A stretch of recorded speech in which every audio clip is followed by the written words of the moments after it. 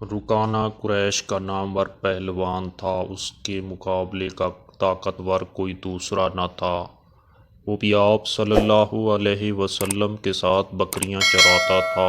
حالات تو ایسے تھے کہ وہ آپ صلی اللہ علیہ وسلم کو چیلنج کرتا، مگر کشتی لڑنے کی دعوت آپ صلی اللہ علیہ وسلم نے اسے دی۔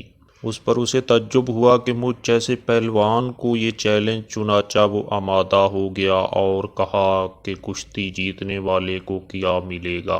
اس پر آپ صلی اللہ علیہ وسلم نے فرمایا، بکریوں کے گلے میں سے ایک بکری۔ چنانچہ کشتی ہوئی تو آپ صلی اللہ علیہ وسلم نے اسے گرا دیا اور ایک بکری اس سے لے لی۔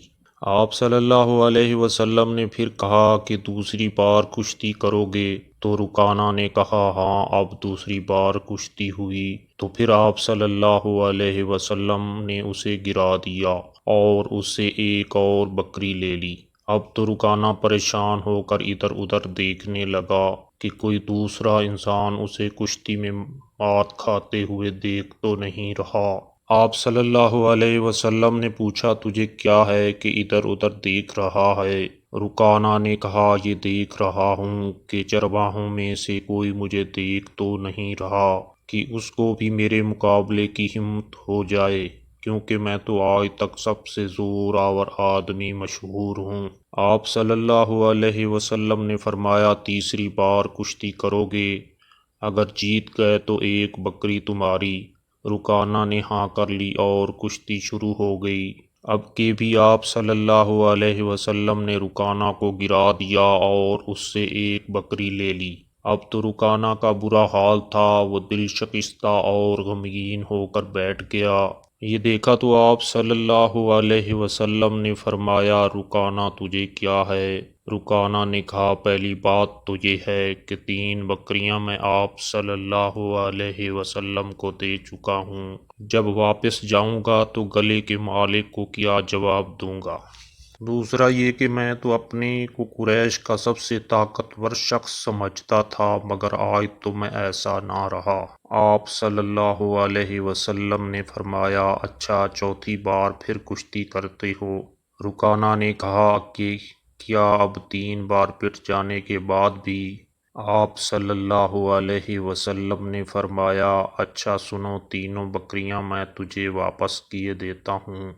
آپ صلی اللہ علیہ وسلم نے تینوں بکریاں اس کو دے کر اسے مطمئن کر دیا۔ اس واقعے کو زیادہ عرصہ نہ گزرا تھا، آپ صلی اللہ علیہ وسلم کی نبوت کی شہرت ہو گئی۔ اس وقت رکانہ آپ صلی اللہ علیہ وسلم کی خدمت میں حاضر ہوا اور اسلام قبول کر لیا۔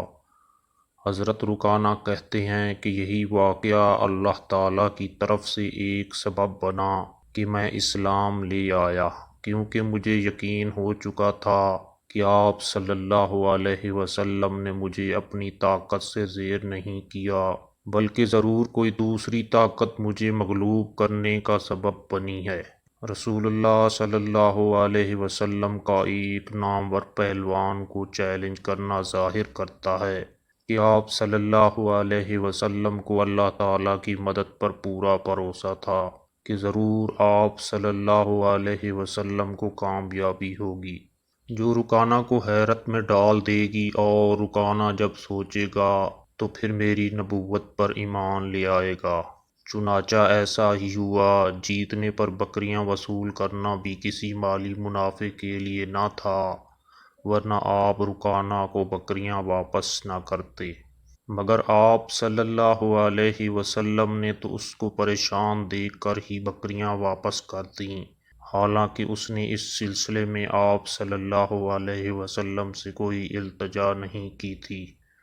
از خود بکریاں واپس کرنے کا مطلب یہ ہے کہ آپ صلی اللہ علیہ وسلم اس عمل سے کسی اچھے نتیجے کی توقع رکھتے تھے، جو بالآخر رکانہ کے اسلام لانے کی صورت میں سامنے آ گیا۔